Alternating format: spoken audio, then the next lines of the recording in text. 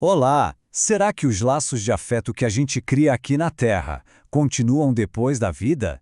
E se na verdade eles forem só o comecinho de uma coisa muito, mas muito maior? Hoje a gente vai mergulhar nessa jornada do amor, segundo a filosofia espírita, para entender como uma simples afeição pode se transformar num amor que abraça o universo inteiro. E tudo começa com essa pergunta lá de O Livro dos Espíritos. É uma questão fundamental, né? Será que no plano espiritual existe só uma simpatia geral por todo mundo? Ou será que os espíritos conseguem manter aquelas afeições especiais, aqueles laços únicos que a gente valoriza tanto? A resposta para isso muda tudo. E a resposta é um sim bem claro. Segundo essa filosofia, esses laços não só continuam, como ficam ainda mais fortes. Pensa nisso. Eles são livres daquela inconstância, do ciúme, das inseguranças que marcam as paixões humanas. É um amor mais puro, sabe? Mais estável.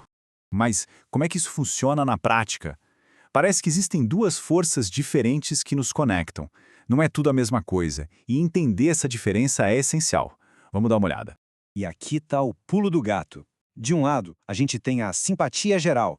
É como encontrar um grupo de pessoas que gosta da mesma música ou tem os mesmos hobbies, sabe? É uma sintonia que se baseia em aptidões em comum.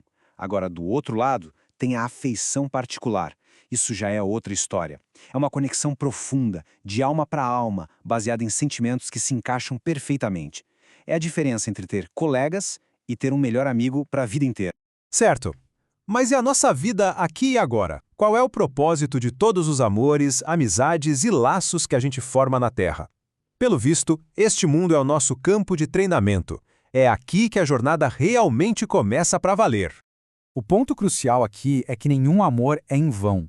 Mesmo com todas as imperfeições e os desafios, cada afeição que a gente cultiva é o primeiro passo para o que a fonte chama de adestramento da luz interior.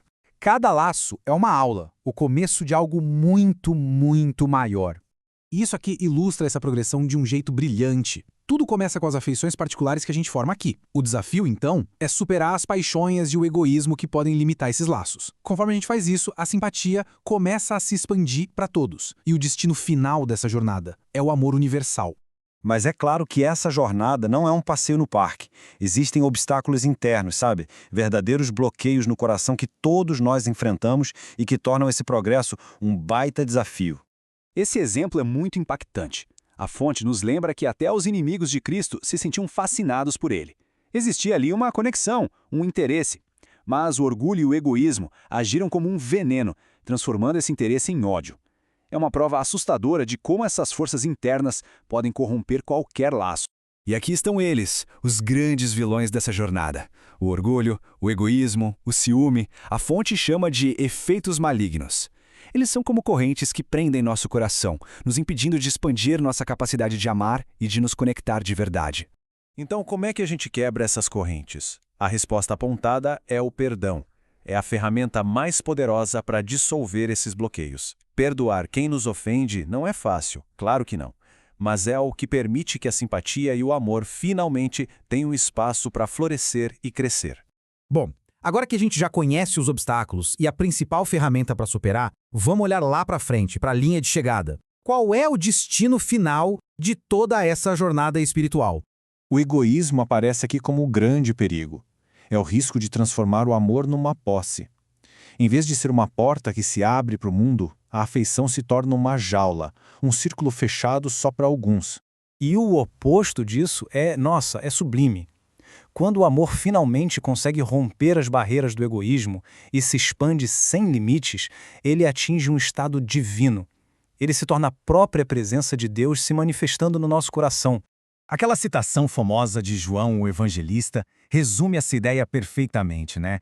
É a síntese de que a natureza mais alta do amor se confunde com a própria natureza divina. Mas a reflexão não para por aí.